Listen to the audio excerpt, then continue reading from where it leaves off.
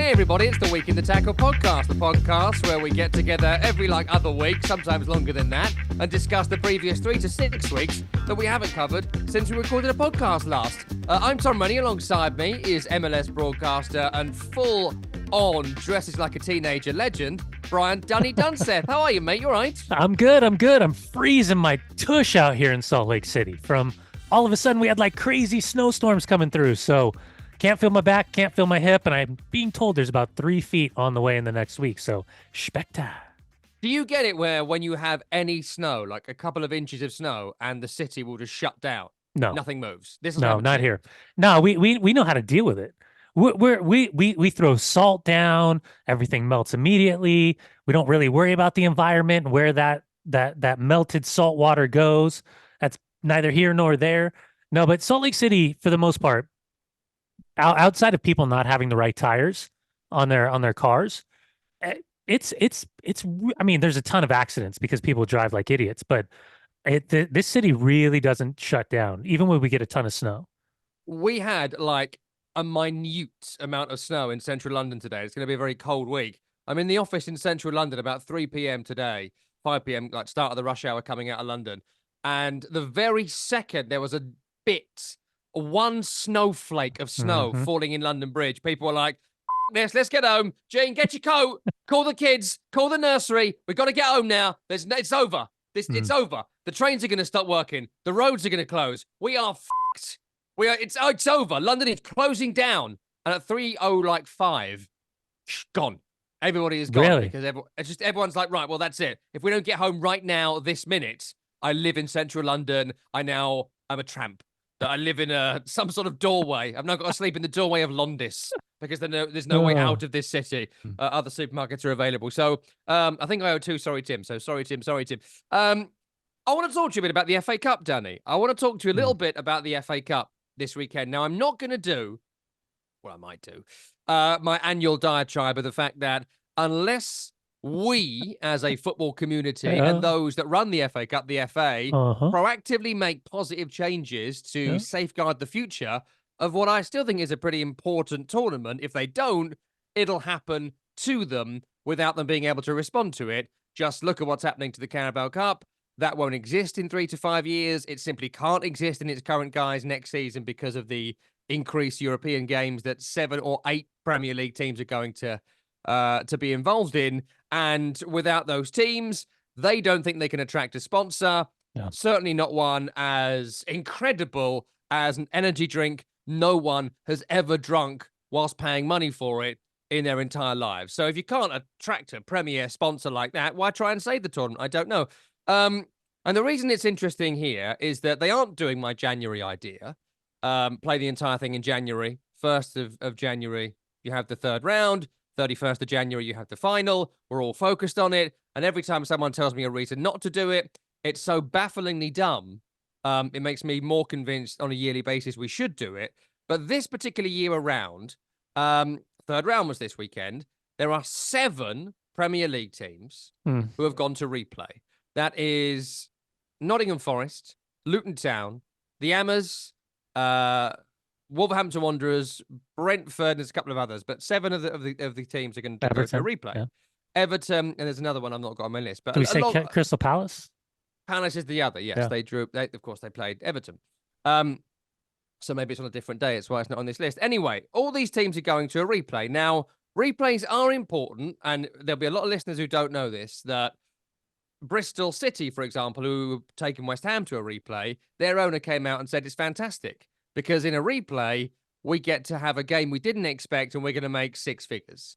So they're going to make a huge amount of money, which is really necessary for their survival, their January transfer window from this game. So there is financial incentive to keep replays. However, at this time, half these teams are meant to be flying to Dubai or Malaga or whatever, Gran Canaria for some warm weather training. And now they can't because in this ridiculous winter break, they keep on trying and failing to deliver because the idea should be, let's have a break in the calendar and no one plays. And instead, they split it across 2 weeks and then rearrange replays for the FA Cup in that slot, which means you can't kind of do the thing you plan to do. Yeah. And now all these teams are playing. I mean, in terms of FA Cup replays, trying to make it clear to people listening why they exist and why there's so much reaction to the concept of getting rid of them, but a clear drive from Premier League clubs certainly to not have them. Plus, the Championship teams don't give a toss about the FA Cup. They change everybody. They don't care about a giant killing against Man City. They want promotion, and that's it. What do you make to it, the fact we're going to be doing a bunch of replays next week that some are happy about, some aren't happy about, but in the end, it's the consumers that I suppose need to be fulfilled by this, and attendance from certainly Championship clubs is down. Yeah, I would say that the evolution of the FA Cup because of other competitions has changed dramatically, right? The importance, the prioritization of the FA Cup. While I think Carabao Cup is certainly way underneath FA Cup, because of the creations of all of these other tournaments, the additions, or at least the rewards on the backside of competing in Europa League, qualifying for Champions League, qualifying for Conference League, winning that, qualifying for Europa League. We're prioritizing what's more important. For me, and we just had an interesting thing happen here a couple of weeks ago with the US Open Cup and MLS effectively trying to say, hey, we would like to use our MLS Next teams, some of our younger teams within the silo of MLS teams. We would like them to be in the tournament. And there was major pushback, and, we'll see where that ends up landing. But the reality is, I think for the FA Cup, we've got to figure, we're in a really odd moral high ground place right now for me. Obviously, for gentlemen like yourself, Tom, that is a one club supporting team and understands and has grown up with the history of the FA Cup. From the outside looking in, being an American and watching the FA Cup, it was always it was the equivalent. Well, the US Open Cup is the equivalent to the FA Cup. FA Cup is the equivalent to US Open Cup. The US Open Cup has always been historically really important to US soccer, to the US soccer landscape. The FA Cup, the same. But what has happened is, I think, is we've seen kind of the morality shift of what is the magic of winning the Premier League? What is the magic of winning the FA Cup? Where it's shifted is, well, the magic is still there, but financially, what's more important? What is my ultimate goal? And what we're seeing is teams and managers categorizing the most important thing. Is it important to win a trophy? Yeah, it's important to win a trophy, unless you're a Tottenham supporter. But the reality is the FA Cup is a huge trophy. And usually when we get to the quarterfinals and semifinals, that's when teams go all out. And we're used to see some David and Goliath moments where some of these lesser teams has beaten some of the bigger teams. But I think what we're starting to see is there's a bigger gulf. Unless it's an MLS team to an MLS team or a clear-cut, identifiable real threat in the championship versus a watered-down Premier League team, we're not really seeing those huge mismatches. We're not seeing those huge results that are just complete headline shocking across England. We're seeing it with Wrexham beating Shrewsbury Town in League One and League Two and Championship maybe. But I think they're seeing a significant stretch, or at least a significant gap, at least for my eyes. So then we get into, I think, the conversation of how do you categorize what's more important? If you're Thomas Frank right now, you're certainly really pissed off about a replay. But also, because you're not in that comfortable position we usually see them at, where Brentford's mid-table, they're closer to relegation than they are to mid-table. So now you're going to see guys really pissed off and saying, well, I didn't want to play. I don't need another game. We've got to figure out a way to be more solidified in the Premier League. If you're, say, Vincent Kompany, away on the road at Tottenham, maybe that was a free shot. Maybe that was a confidence builder. Maybe it's like, okay, guys, puff your chest, egos, be dicks, go out and play, find that rhythm that we had coming through the championship days, even though things are drastically different with some of the names and the faces. That obviously didn't work. But now, you kind of get into this thing where, to your point, Bristol City, the second game brings in more money. There's no doubt about it. But what if we said the higher ranking team has to go on the road? So even if it's Liverpool against Arsenal, the higher ranking team has to go on the road. If it's Brentford against, insert name here, Barnsley, Brentford has to go to Barnsley.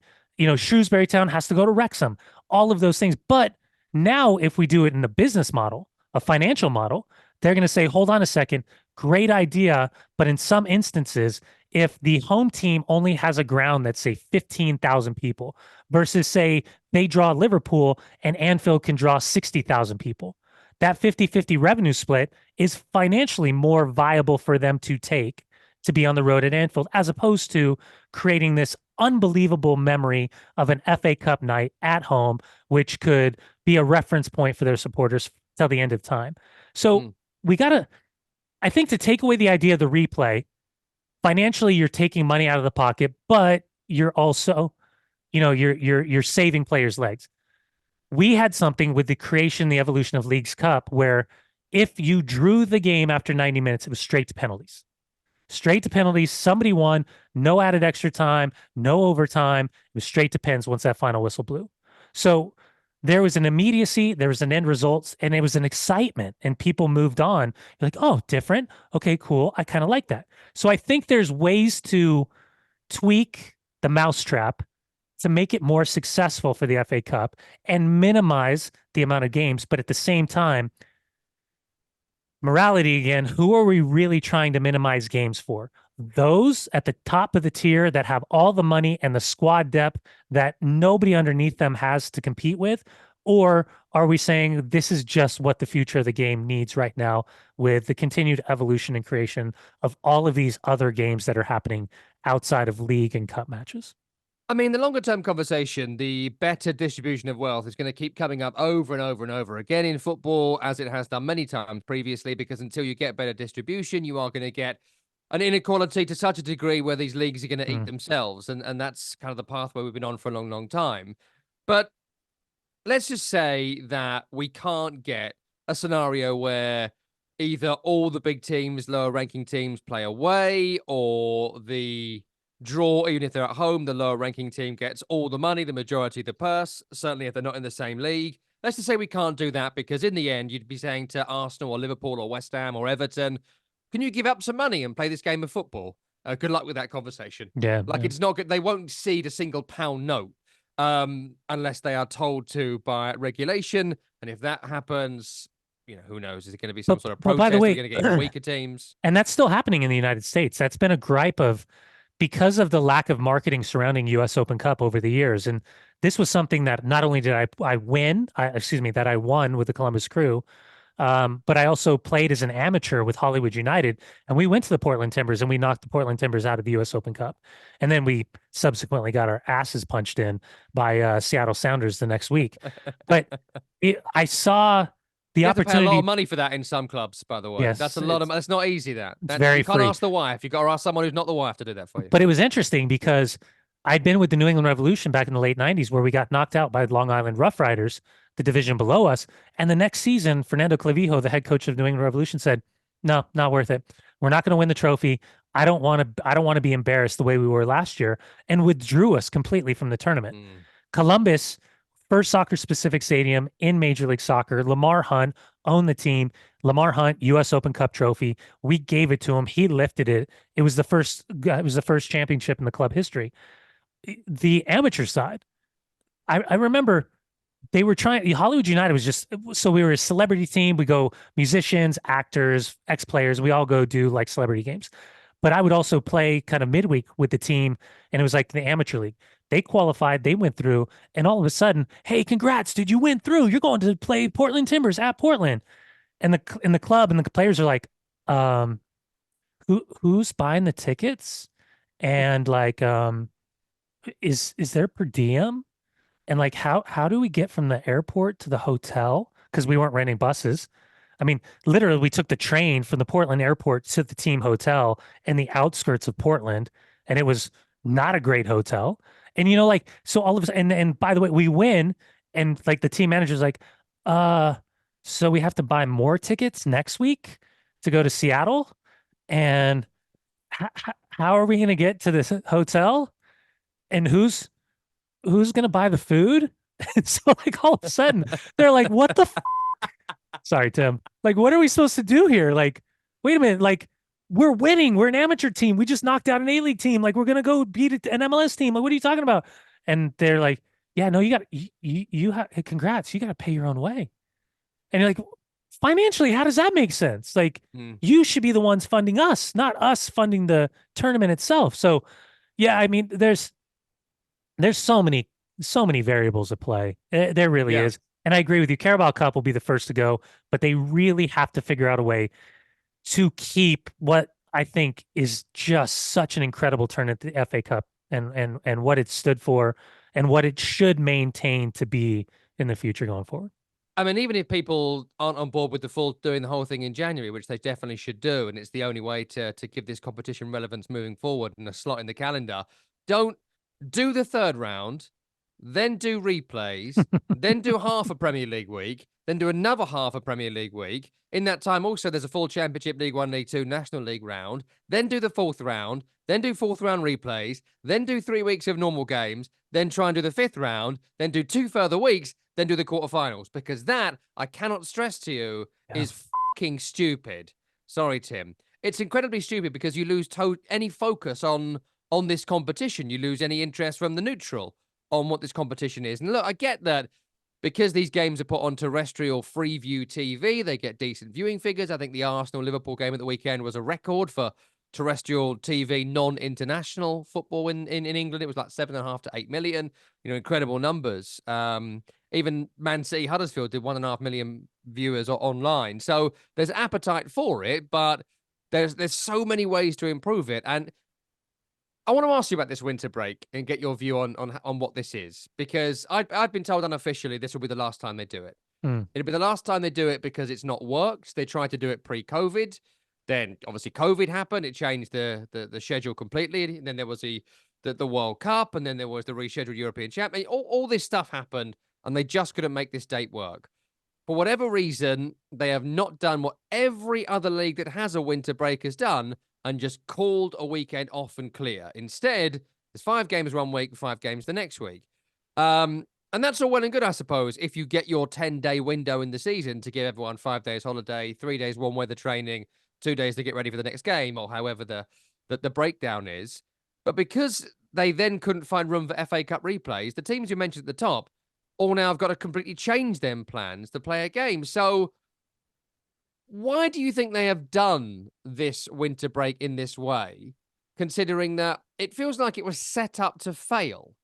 And if it was set up to fail so they can then say in the future, well, look, we tried it, it didn't work. They haven't really tried it, have they? If you were going to do a proper winter break, there needed to be a 10, 12-day bit where there's literally no football here.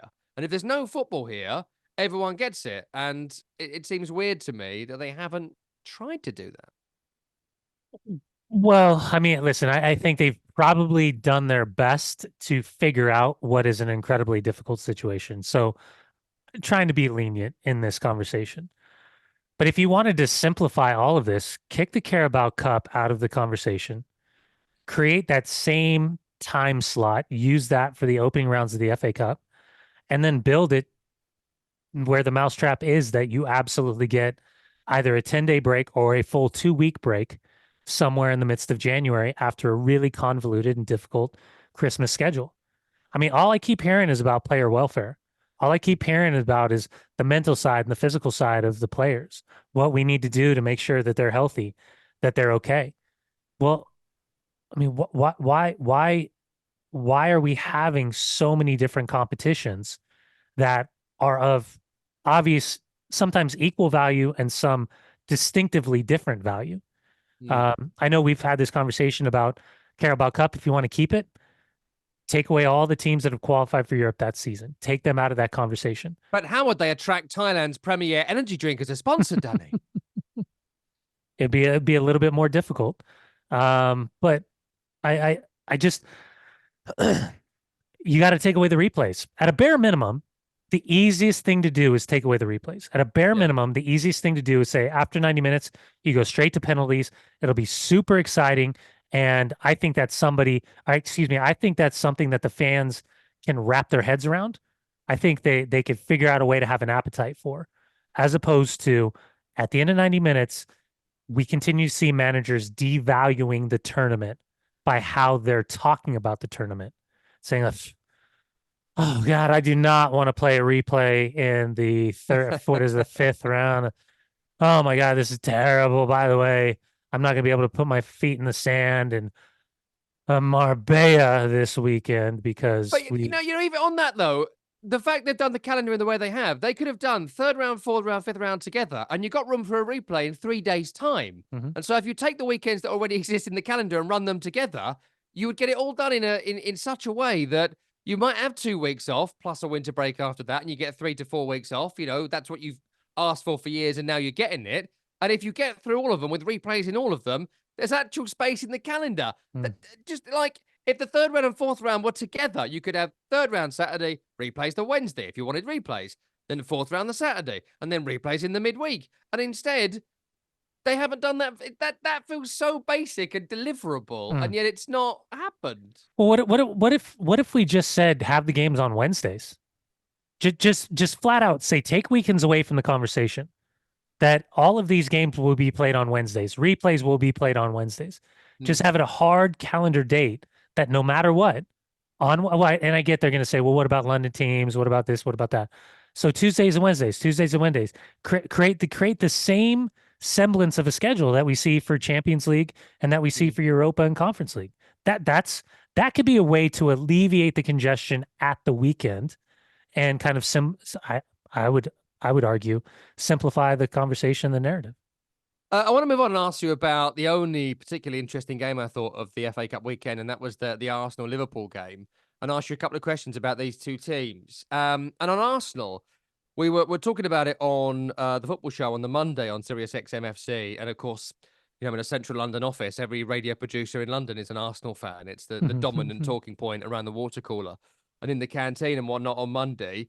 And there's an old cliche that does the rounds, and there's a great program called the IT Crowd. I don't know if you've ever seen the IT Crowd, but two of the characters have to pretend to be football fans, and to pretend to be football fans, they're given a set of cliched sort of football phrases to say whenever they don't know what to say. They hate football, but this guy's asked them to go to the football, and one of them is, "The trouble is with Arsenal, they're always trying to walk it in."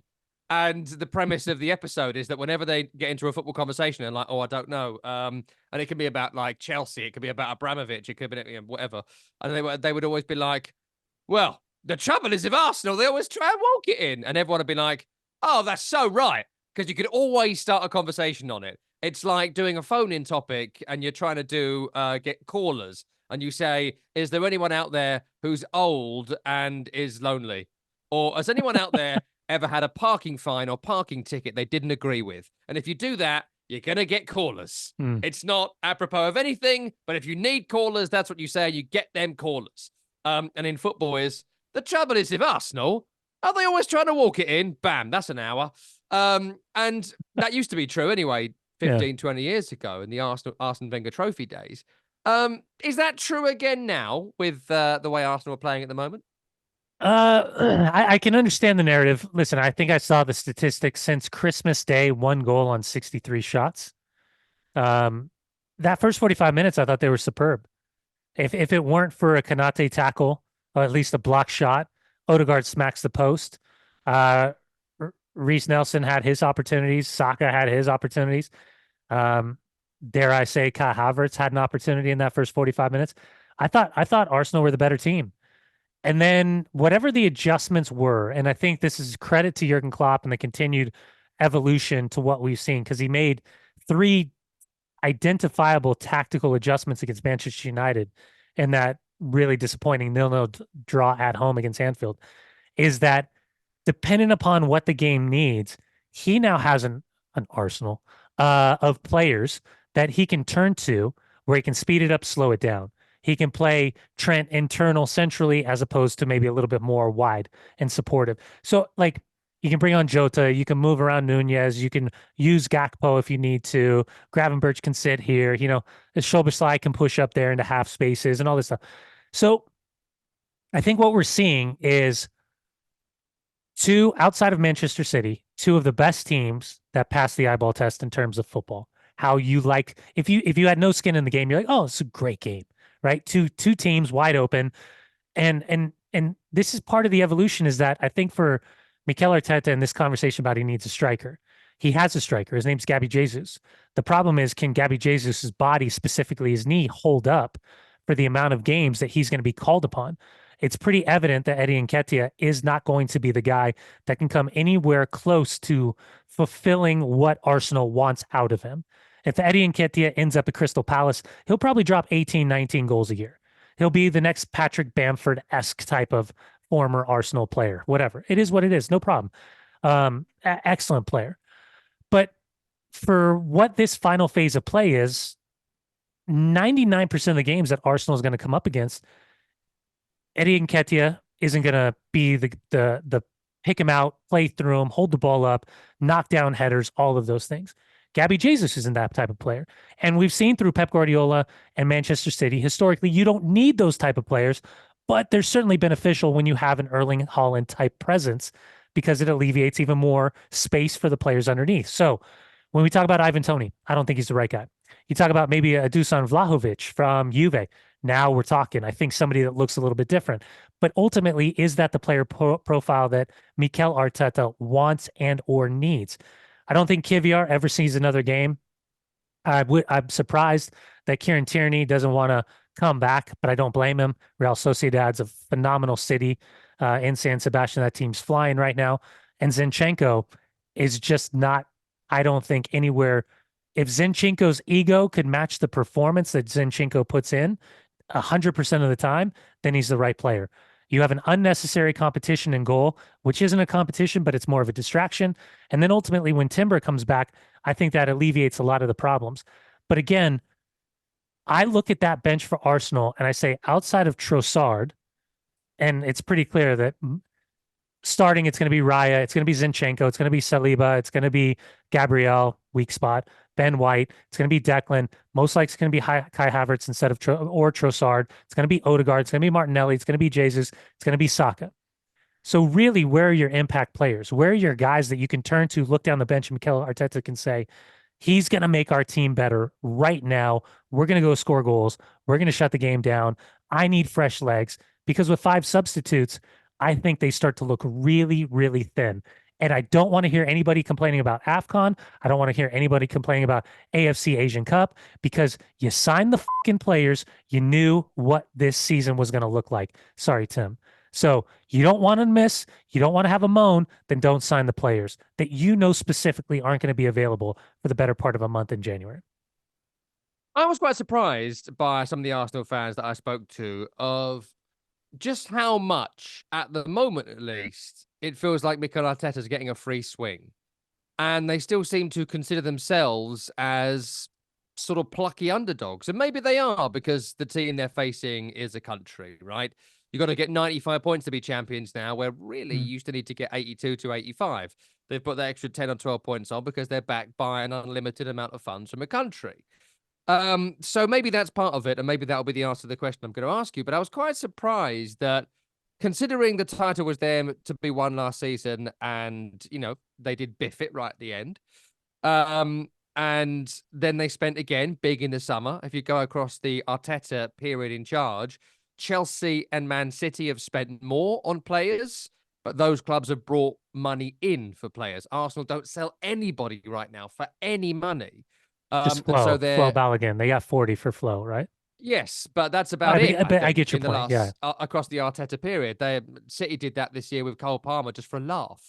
You think about what they made for someone like Ferran Torres. They're always churning around 2, 3, 4 players. That's not kind of the Arsenal plan. They need 5 more Flo Baloguns. They need to make some money on Reece Nelson and Emil Smith-Rowe and those sorts of guys that are still sort of kicking around. But the reason I'm bringing up this kind of broad point in the money is they do spend a lot of their commercial revenue, which still, a bit like Man United, the growth came at such a moment. The fandom is so broad because of what was achieved by a previous generation. The reason there's so much money to spend at Arsenal is because the Invincibles were incredible. And Thierry Henry was incredible, and Arsene Wenger built this amazing legacy. They aren't spending the money they're making now from their success. They're spending the success of the previous generation. And the commercial growth. And what's interesting about that is that when you spend the 3rd biggest amount of money in English football across a 4 to 5 year period, to then be where you were 15 years ago, battling for 4th with Tottenham, I'm quite surprised there's not a bit more of a clamour. And this might be a good thing, by the way. I'm not just saying it as in like, you should be doing it, Arsenal fans. I don't know. That's why I find it fascinating. There's not much of a clamour for Arteta's got it wrong. Edu's got it wrong. There's a conversation from outside, from people like us, about, Kai Havertz and should they have done that transfer and could they have spent that money differently and blah, blah, blah. But what do you make to the fact that it almost feels a little bit like there's an acceptance that, well, we were ahead of schedule anyway? I mean, the schedule thing is bogus, isn't it? Football is you renew every 6 months if you're not going the right direction. Yeah, I would say that right now the only team that's ahead of schedule would be Newcastle United and what Eddie Howe's qualification for Champions League looked like last year. Um, I mean, I have friends that are Arsenal fans that, still when they talk about Mikel Arteta and winning the FA Cup, they're saying how much was that Mikel Arteta and his bounce versus Unai Emery's team and what that group looked like. Mikel Arteta is certainly alongside Edu has had a great opportunity to build the squad in the manner in which he wanted to. And I remember one of the things that we were talking about on SiriusXM FC for years was that is Mikel Arteta prepared to be a manager at the highest level when the insistence upon trying to play the same way Man City plays with the players that Arsenal had in that moment of time was clearly not working. So having your game model and what you see and how you want to play, does that match up with being pragmatic at times and knowing what you have to do with the group of players that you have? I think we've continued to see an evolution of this group. I think he brought in two winners in Zinchenko and Jesus. Absolutely. I think there's no argument about that. Saliba coming back after oddly being on the outside looking in for a couple of years, and everyone was screaming, well, why wouldn't you play him? Why wouldn't you bring him back from loan? Like I said, I'm not sold on Gabriel. I haven't been. I don't think I ever will be. But that's just me as a former center back, certain traits. Ben White is solid. By the way, he looked like a burnt sausage inside of an all white sleeve on that white jersey the other day. My God, man, lay off the sunbed. Declan Rice certainly makes them better. Odegaard certainly makes them better. The Kai Havertz thing's an interesting one because they pay so much money for him, and he's still an enigma. He's a good player. He's an excellent player. But what position is he? And did Arteta think that he could really make him a better player, coach him up into whatever he saw that he thought Kai Havertz could potentially do? Martinelli is a great player. Saka is a great player. Jesus is a great player. But once you get away from that, where's that next level? Yeah. And this whole idea about overachieving, I mean, this has been a slow burn. This has been a slow build within the financial fair play ramifications with Edu. I mean, sporting director of the year, all of these things. Like, no, this isn't short-term success. This has been a couple of years of building into a team. So I certainly don't think they're the underdog. I think that the biggest struggles for Arsenal are going to be themselves. They can compete with any team in the world. They can play, they can move the ball around, ping, they look great. But in those small margins, how do they differentiate themselves from being teams that can take losses to draws, draws to wins? Usually, it's no problem. They can do so. If you look at majority of their games that are really, really close, they're digging out in the last 15 minutes or so. They're digging out wins left, right, and central. So, yeah, it's a continued evolution, but you've qualified for round of 16. You're out of FA Cup. You, like 2.5 weeks ago, were within touching distance of a Premier League trophy, or at least top spot in the Premier League. How do you figure out a way to go all in and find the right player that's the right fit for this group? Or do you say, no, I'm happy with what I got. We're going to roll this. And we look back 4 months from now and say, man, you guys really blew it in that January transfer window. You really had a chance to put yourself over the top. In the end, I'm not sure they're going to have the money to do anything they might want to do anyway. I'm not sure that player they might be able to bring in to change things is even available. And like you, the jury would be out on Ivan Toney, considering he hasn't played for 8 months. And he gave a really interesting interview with Darren Lewis on Sunday into Monday, saying essentially, I've got no intention of leaving Brentford right now, considering the support they've given me. So what happens there will be interesting. Let me ask you a question about Liverpool briefly. The victors in that game, the top of the Premier League team, the Carabao Cup semi-finalist and the Europa League favourites. No one seems to give a toss, though, which I think is quite interesting. And I had this conversation earlier today, and I wonder what you think about it. I think we get really bogged down, for obvious reasons, it's an entertainment business, in what a team plays like and how visually enjoyable they are. You know, the eyeball test, as you often put it on the show. And when you watch Man City, for example, they are so visually appealing. Some of the football is so, if not jaw-dropping, then it's so head-scratching. You're like, who ran here and what happened and where did they get to this space and blah, blah, blah. Yeah. It's a fascinating watch. But I watched sort of Liverpool, and what Jurgen Klopp has done and the way they play, I actually think, and I mentioned this earlier on, and we put this out on the Sirius XM FC Twitter page, which is why I think it's quite interesting, because it's not a fully formed kind of thought yet, which is why I think it'd be interesting to see what you think about it. I think there's been a realization the last 2 to 5 years, maybe, that trying to do the Guardiola thing isn't possible. And that's why things like that brilliant Twitter handle, when playing out from the back goes wrong, is so popular. I love it so much because everyone has sort of tried to do the Guardiola thing, and there has been a great influence there, but you can't do it unless you have Ruben Dias, John Stones, and these guys. That's And it's been, Sunderland. well, I mean, the Sunderland centre half, poor guy, he's trying to nutmeg Mickey Almiron at 1-0 up. Come on, son. I mean, they're all trying to do it. And eventually, I think you can already see that's already started to die out en masse. Some are doing it, but, you can pick out Ipswich and one or two others. But in general, it's kind of two pass and clip now. Jurgen Klopp, I was looking at the Premier League earlier today and thinking about who the kind of successful teams have been this season that maybe we weren't quite expecting. Aston Villa, West Ham, Wolverhampton Wanderers I put into the list, and Everton. Take away the points deduction, they're on 26 points. That will put them into like 12th or 11th, and everyone thought they'd be bottom of the league. And what they do, similar to Liverpool, is, and this has been the evolution of what Klopp has done, something you alluded to earlier on, they don't play the same as they did 3 years ago. They don't play the same as they did maybe even 18 months ago. And part of that is the Alexander-Arnold evolution, but part of it is they've kind of given up on entertaining you. They're not now interested in how much you love them. They're not trying to score the prettiest goals and trying to walk it in. What they do is try and go from winning the ball back to having scored in the quickest possible time without pumping it up to a big striker who knocks it down to another, which is the traditional view of us saying it's either counter-attacking or long ball football. But it's very direct and very 40-yard passes on the ground as opposed to in the air. And I just wonder, Dunny, your view on the influence of Jurgen Klopp, not only on the league, not only on English football, but also on himself and the way Liverpool play.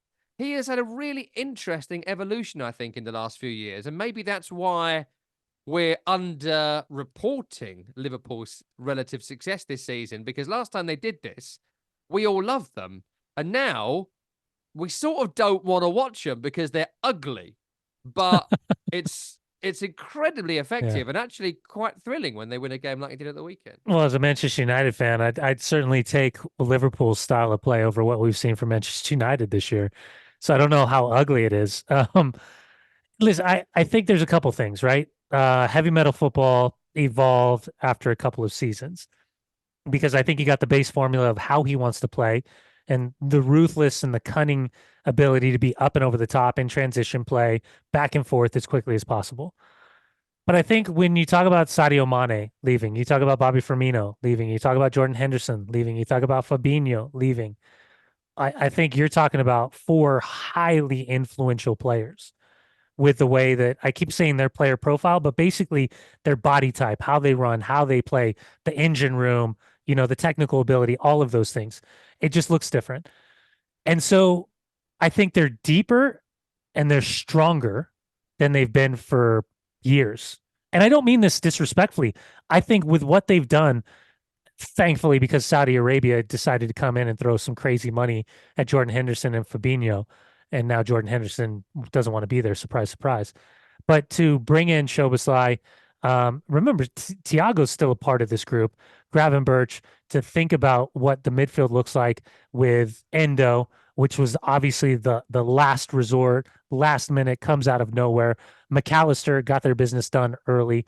Just the continued kind of evolution of what Gakpo, Nunez, Diaz, what that front three looks like. I think what we see is, depending on who's in the starting 11, in the final phase of play, he has 5 to 6 different options. In the midfield, he's got 5 to 6 different options. with the development of Kwanzaa over these last couple of matches, he's now with the loss of Matip, he's got 3 true center backs, 4 if you add Joe Gomez. I mean, Joe Gomez is playing left back right now because both outside backs are injured. So yeah, it looks different, but I don't think it's any less effective. I think the hard part for I think fans that don't watch Liverpool every single weekend is to when they do turn in and watch them to say, "Huh, still highly effective, still really fun to watch. They create a lot of chances. They're super dangerous. It's just different." And I don't think difference worse. I just think difference different. I think that's where, Klopp and his staff, again, where what I fear as a Man United fan is watching Klopp's ability to rebrand and rebuild this midfield in particular. And from having this group from the summer to now that they're at the top of the table. And we could talk about City and we could talk about Arsenal, we could talk about United, we could talk about Chelsea, we could talk about Spurs, everything else that might be going wrong. But what Liverpool's doing is they're hitting these benchmarks. And I think now there's just a lot of self-belief in what this group is capable of doing. And I don't think they fear anybody right now. But we know there's still a lot of the season left. But I agree with you. 2 cups, Europa League, absolutely Europa League. I would say heavyweights or big favorites, big favorites. And now with where they're at the turn of the new year, there's no reason why we shouldn't be thinking that they are much more inclined to be the ones that are going to push Man City to the distance like they did a few years ago. And you mentioned Jordan Henderson there. I did want to get your view on the Jordan Henderson story.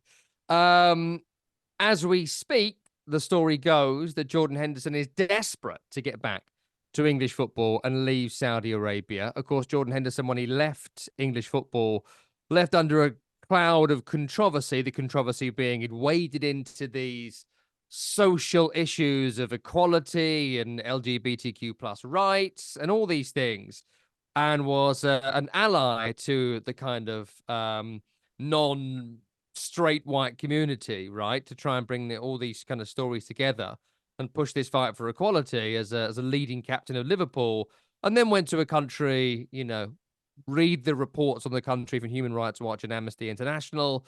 And even if you don't kind of fully believe what those great organizations would say, the culture is extremely different, extremely patriarchal, and it's going to be maybe to Western eyes, let's say, uncomfortable, for the want of a better word for it. And he went out there saying things like, I think it's a positive thing, me going to Saudi Arabia. My intention is to improve the social situation and the push for equality in Saudi Arabia, where, of course, he went for as much money as possible.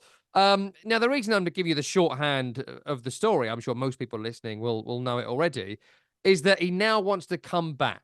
And there was a great story I heard this morning from our friend Ben Jacobs, who covers the Saudi story a lot, where he said he got out there, he got this huge wedge of cash, turned up at this club, and I think he's at Al Ettifaq.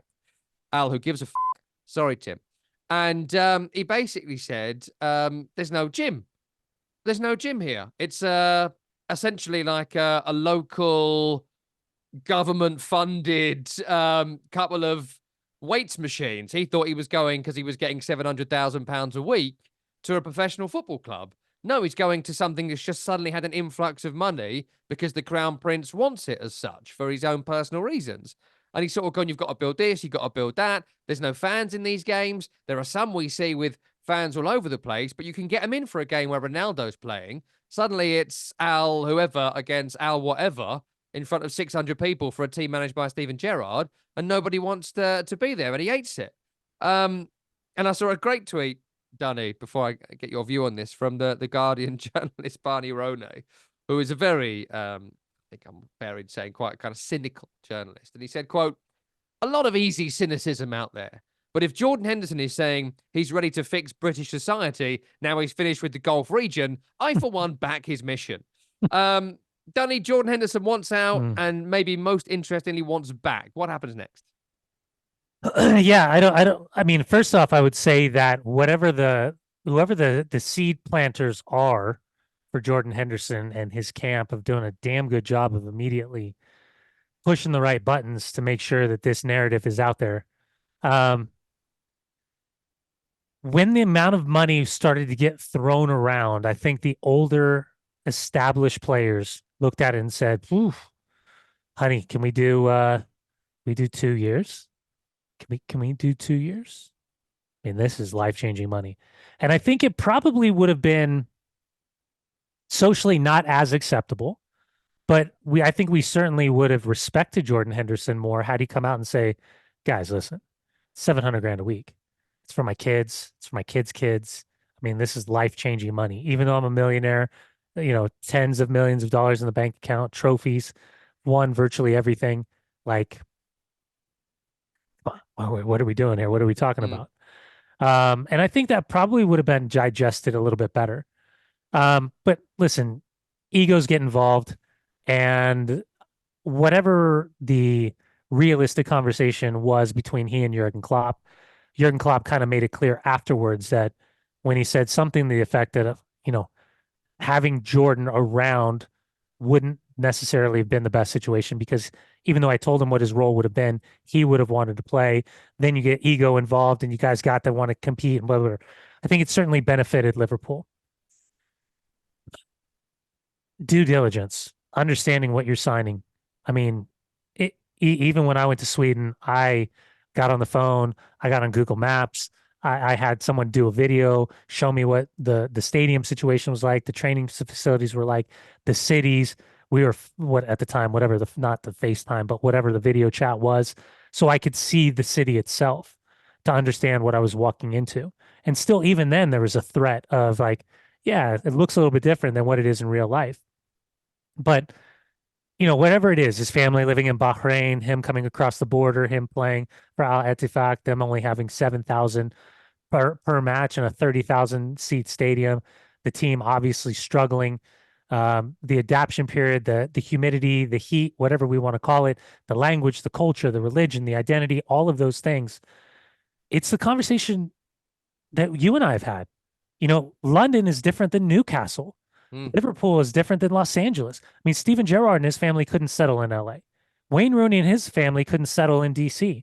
So to think, I mean, and those were quote unquote way easier places to settle into. So are we surprised? I know people say, well, look at Bobby Firmino. Bobby Firmino's dad died while they were in Dubai on a trip, and having his whole family together in Saudi, that changes the dynamic significantly and very, very quickly. So I don't think it's apples to oranges there. But for Jordan Henderson, whatever this looks like, I don't really care. Doesn't really affect me. I'm interested to see what it looks like, but not for his career. I'm more interested to see what this looks like from a Saudi Arabian perspective, because I don't know if you've seen the rumors, but there's rumors that Karim Benzema potentially is being linked to LAFC in Major League Soccer, that Bobby Firmino was just at Anfield watching Liverpool play. Not that he's going back to Liverpool, No. but that there's a little bit more freedom in the potential movement. If these three players theoretically or physically or absolutely leave, what does this look like for Saudi Arabia? What does this look like for Michael Emenalo and what he's trying to do? How does this change the narrative for even guys like, say, Neymar? And I know Neymar's hurt and injured, but now if he sees these guys get out of their contract, he's already had a couple months over there. What if he doesn't like it? I'm just really intrigued to see when people start having a little bit more regret that turns into the publicity that I need to leave, Yeah. what this looks like, and then how malicious those behind the scenes at Saudi Arabia choose to become. Because there has been a history, and I think even with Al Nassr, when Cristiano Ronaldo and they were trying to sign new players, that I believe FIFA had some type of mandate that they had frozen any incoming players until Al Nassr paid off all the players that they had owed salaries to, that they just decided like, no, I'm not paying it. So I'm really, really intrigued to see how this plays off. Not for Jordan Henderson, not for Bobby Firmino. Mm. I'm intrigued to see where they end up, but more so how this is a giant hit, a la what we saw maybe year 2, year 3 with what the project was over in China. I mean, I am interested in the Henderson thing. My perspective on that's going to be really interesting because when he comes back over, and I'm sure he'll sign for Fulham or Wolverhampton Wanderers, Sunderland? or yeah, potentially. I mean, I think maybe they might if they were up in the Premier League. I think it'd be a shoe in, but I think he'll probably end up going somewhere. And his interviews are going to be interesting. I mean, he was getting booed coming on for England because of the perceived hypocrisy, well, the apparent hypocrisy of his previous comments, and then where he went. But that's going to be really interesting, and the response to Jordan Henderson is going to be quite interesting. What it means for his England position is going to be quite interesting. But also, I think that it's worth noting that when these players were going to Saudi Arabia, and of course, before we'd looked into it at all, we were just hearing about, at all. We know what Saudi Arabia is and what the country is, but I mean, as a passing reference point, we were all saying, God, give me that money. Of course I'll go. Because, that's the first line you say. What's the money? £700,000 a week. Of course I'd go, right? But then I was told by somebody, and told this a few times now from people over there, when you go, it's not like Dubai. When you go, it's not like you can party in your hotel room at night and you'll get away with it because you're such and such. If you go, you're expected to live the way they want you to live, the way you're supposed to, quote unquote, in that country. It's going to be very different. And if you're Andre Gray, who's out there, who needs the money, who's not made enough money out of football as yet, toe that line, make that money. Andre Gray's career had gone off a cliff and he was skulking around the Championship and League One for an extra payday. And now he can do 5 years in Saudi Arabia and actually best be set up. If you're as rich as Jordan Henderson, you might start thinking to yourself, what am I doing here? Or as he might put it, what am I doing here? And at that point, you might come back. Anyway, look, we'll do more on that as the story develops. One final bit, Danny, before we're out of time. And this news, I think, broke after you were on air on Monday. Potentially you were on air. You'll let us know about Franz Beckenbauer. We're on air. Sadly passing away on, over the weekend, confirmed on Monday. I don't know exactly when. Franz Beckenbauer, World Cup winning captain of West Germany in 1974, lifted the trophy again as manager in 1990, nearly 600 games for Bayern Munich, won the German top flight as player and manager for them, Ballon d'Or winner, over 100 caps, and his playing career and coaching career, extraordinary. And I'd love your view on it, on him and his influence. And I was just thinking about playing football at a kind of amateur level in the 1990s and not knowing who Franz Beckenbauer really was. Like, well, you knew he'd obviously been the West German coach because being in England in 1990 and all that sort of stuff. But in general, you sort of don't know. But I'll never forget being like, let's say like 9 or 10, and I was playing centre half, and you'd pick the ball up and you'd try and do a pass. And I'll just never forget it because this is the first time I'd ever really thought about it. I picked the ball up as a centre half and played a pass into midfield, then took the return ball or whatever. And the opposition manager, was one of the other dads, was like, hold on, they've only got Franz fucking Beckenbauer at the back, right? Just, sorry, Tim. I'll never forget it because it's one of those things that was probably replicated on pitches at all sorts of levels around the country, around the world. And in many ways, we lost a lot of greats in the last, 6 months or so. Pele and whatever, a lot of incredible names. Sir Bobby Charlton. Sir Bobby Charlton. 48 hours ago. It's been just a incredible time for these terrible losses. But that's that little bit, isn't it, where it's so crossover that it's cross-generational. It's a reference point for a style of play, and that's Franz Beckenbauer. Yeah, so my first, so I'm like you. Obviously I'm too young to remember Beckenbauer as a player, but I can remember going to like Blockbuster Video and finding the VHS tape of like World Soccer Superstars, and Beckenbauer was one of like the first guys.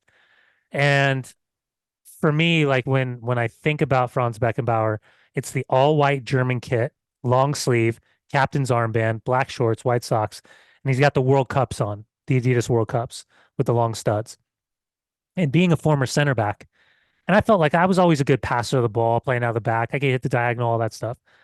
But to see, I never was one of those guys that felt comfortable really driving into the midfield and becoming like a central midfielder, attacking phase of play. Like, dude, slow down. Like, you don't have that in you. So I always knew my role. And obviously, I was acutely aware of Pele, Canalia, Beckenbauer at Cosmos. But again, ahead of my time. When I was 12, it was 1989. So, NASL was done at that point. But I grew up with Clay Koyman. Clay Koyman was my coach. Clay Koyman started the 1994 World Cup against Switzerland in Detroit. He was the first American to captain a club team in Liga MX. He captained Cruz Azul. And so like that was my entry point into Alexi and Marcelo and Tony Miola and all those guys. Now I call teammates and friends and now colleagues and friends and all of this. But when I watched, you'd watch these videos, you're like, oh my God, how's he do that? He's so good. Like he's so good. He's a leader amongst men, but like technically he's finishing off plays, scoring goals, dribbling, slaloming, doing all that stuff. And we had a guy named Thomas Dooley, a German American who came over and played for the United States. And Thomas Dooley wore the red Puma Kings, and he would do the same thing. He'd take off out of the back, dribble through the midfield, all of this stuff. And when I was at Bayer Leverkusen in '98, same idea. At the Bundesliga, there was still, you played three in the back if you had that central midfielder guy.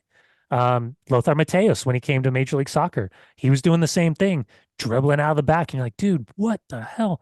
We had a guy named Mauricio Wright. He was like the closest version to Beckenbauer and Lothar Matthäus, but he's from Costa Rica. Incredibly talented, glided through the midfield.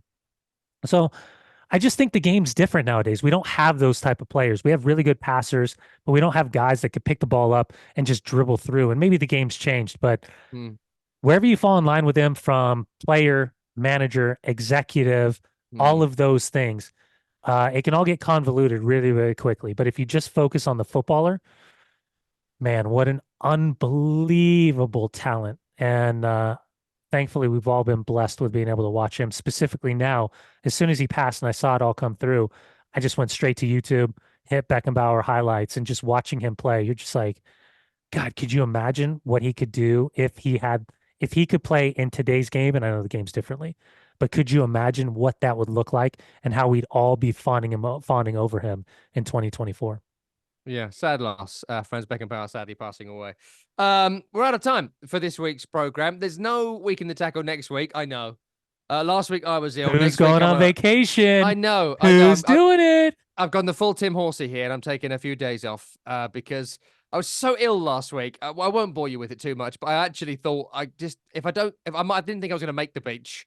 I was 4 days in bed. I was like, oh my God, if I ever get up again, I'll make sure I get to the beach as soon as possible. So, no show next week. That one is totally my fault. So feel free to take the piss out of me on that one. We are going to be back in a couple of weeks' time. That's Brian Dunseth. I'm Tom Runny. Tim Horsey produced the program. It's Week in the Tackle. If you watch the show on YouTube, subscribe as a podcast. If you're listening as a podcast, you can watch the entire thing on YouTube. We'll see you in a couple of weeks when I've got like not a tan as such, but I might be happy. Ben White. You're gonna look like Ben White. Ben